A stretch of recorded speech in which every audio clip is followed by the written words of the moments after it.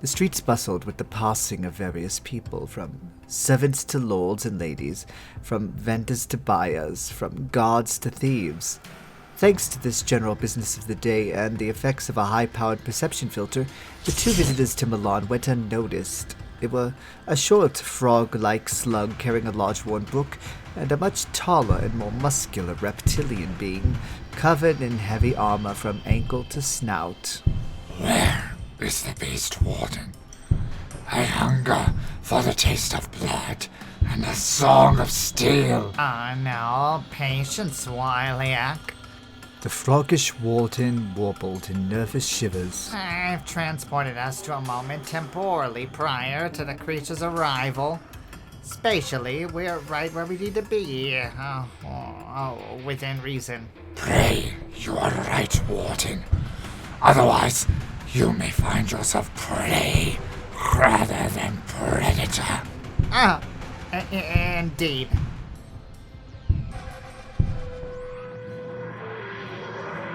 Elsewhere and elsewhen, the TARDIS issued the heavy wheezing sound she usually made while landing.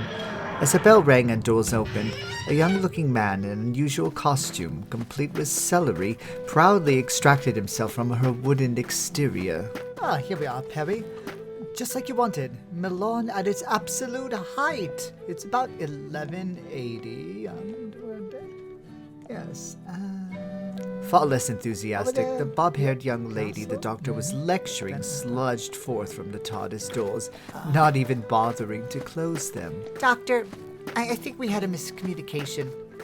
When I said I wanted to go to Milan at its height, I was thinking more Fashion Week. Oh, I see. Apologies, Peri.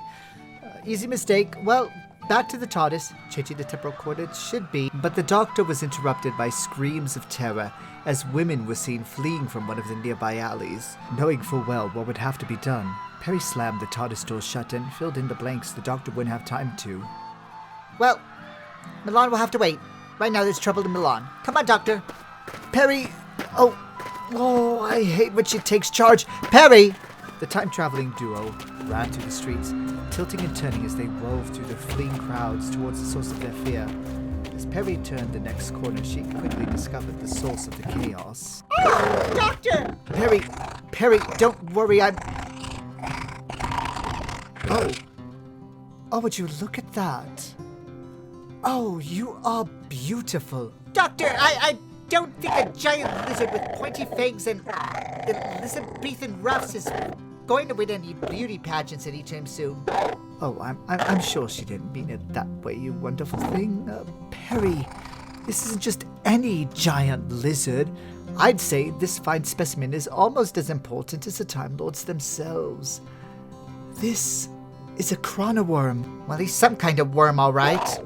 No, Peri, worm. Sharing its origin with wyvern, old words used to refer to dragons. Wait, so worm is in dragon, chrono as in chronon energy. Funnily enough, no. The chronowyrm live in the time vortex and for a time were thought to be involved with chronons in some way. After more study was done, it was found they actually devour Artron radiation, which is precisely why this young fellow is so interested in us. Side effect of TARDIS travel. We're riddled with the stuff. So he's trying to eat radiation off of our bodies. Also, you're exposed to radiation and only just now think you're bringing it up? Paltry amounts. The TARDIS is a fantastic shield, or maybe a sample to him. It's precisely why dirty, cheap time travel is so frowned upon. You get soaked in all the nasty side effects of the vortex. Alright, so what do we do with him? He definitely shouldn't be here. No. Vortex species like this rarely enter temporal space. Something forced him out. I think perhaps there's more going on here than a ship losing its way, Peri. Nearby, the very actors who confirmed the doctor's suspicions edged closer to the location. Warden, my patience is growing thin. I paid you for game hunting, not hiking. Your head would look excellent hanging in my cruiser. Yes, Wyliak. The creature is very near. Its energy readings say it should be just down that road. Then prepare to see true swordsmanship at work. Pathetic scum! I could have retired yesterday, but no. One last job, one last paycheck. I deserve this, really. Warden! Coming! But when Wyliak and his warden arrived in a place marked under sensors, nothing was there. For 2 twists and a confusing alleyway to the left of them, the Doctor and Peri were casually strolling with the Wyrm in friendly pursuit. Peri, stay just ahead. He's eaten everything off me, but you should have just enough Ultron energy to act like a carrot. Doctor, if you don't stop comparing me to food, I swear I will injure you. No, you won't, Peri. Come along. You can shut up as well, upstart caterpillar. And the 2 parties moved through the city.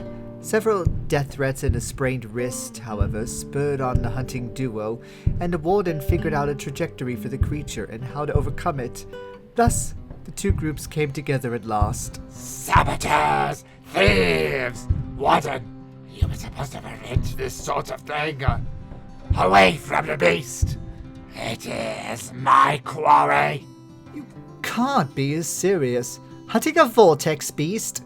That's illegal in just about... Oh, I see. Your warden over there is an obliquian. Very, very into illegal game hunting, your species. It's not my fault, please. I was going to retire. He insisted on hiring me. One of the few with understandings of temporally transcendental creatures, you see. Conveniently forgetting the laws about the conservation, though. What ideal qualities in a warden. Anyway, chap, my apologies, but the Wyrm comes with us. He's going home. I suggest you go back to where you came from and never come back. And yes, that is a threat. You can have the worm when I've taken its life and its head. Don't make me add yours to my collection. Tell me, Warden, how did you get here? Undetected, I'm sure. A stripped vortex manipulator. Harrowing way to travel, even compared to a fully functioning one, but the chronon trace is nearly undetectable. I'm protected by my warden's log. Wyliak, his rather impressive scales. Peri, are you hungry? What do you mean? Oh! No. Not hungry at all. Last chance. Leave this time and place, Wyliak. Never hunt another creature of the vortex again. I am not scared of a puny, fleshy creature like you, Doctor. But you should be scared of the creature who can smell all the lovely Ultron energy you've been marinating in. Explain yourself before I end your worthless life. Well, not to put too fine a point on it, the Wyrm here devours something that is deeply infused within your body. In our cases, we only had enough you could siphon it from our bodies. I wonder what he thinks about the feast before him. Almost perfectly on cue, the Wyrm's frills ruffled as he picked up the scent of the Ultron radiation soaking Wyliak. His teeth were bared and he growled in ravenous hunger. Wyliak lifted his sword, ready to fight off the beast, but the temporal beast still had the advantages of the time vortex. It phased through his weapon, realigning with time and space in time to bite deep into his neck. The following scene was too gruesome to watch for any of them. Even the warden shielded his view with his warden log. With exceptional speed, the Wyrm finished its meal, and once again, docile and chipper creature, purring as it walked back to Peri to lick her affectionately. Peri was not exactly receptive to the blood-soaked kisses, but didn't make an effort to push the creature away, not least because she feared the repercussions. Apologies for the loss of your client, Warden, but he was rather foolish. Oh, it's hardly worth the apology. He was a heinous creature. I've been wanting to change my career to the field of conservation anyway. Look at this fabulous creature. Well then, may you have a long, prosperous career. Ideally, far away from medieval Milan. I've no desire to return to this filthy planet in any era, good sir. I'd be offended, but I'll take the good over the bad, I suppose. The warden tapped the coordinates into his vortex manipulator and vanished in a shock. The Wyrm chippered up and began licking at the air where he had been, looking sad when it realized its meal was much smaller than it expected. Now then, we can either hope this little guy can use his natural abilities to return to the time vortex, or we can deliver him personally. You want to let him into the TARDIS, Doctor? Do you promise you won't keep him as a pet? Would never. A creature of the vortex cannot be contained. Let me return to his home, and ideally live a long and unharmed couple thousand centuries. Though I may just put a tracker on him, just to be able to check up on him. I'll attune it to my own chronological signals so we can find each other in the right order. He's a pet, Doctor.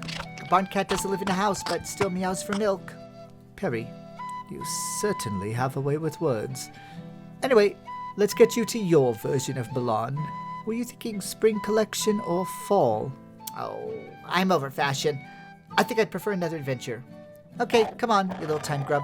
Let's get you on board.